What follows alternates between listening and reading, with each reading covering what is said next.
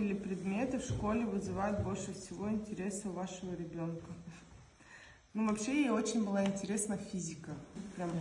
Прям вот как с подружками, ну вот, общаемся с детьми, как с подружками. Сплетничаем.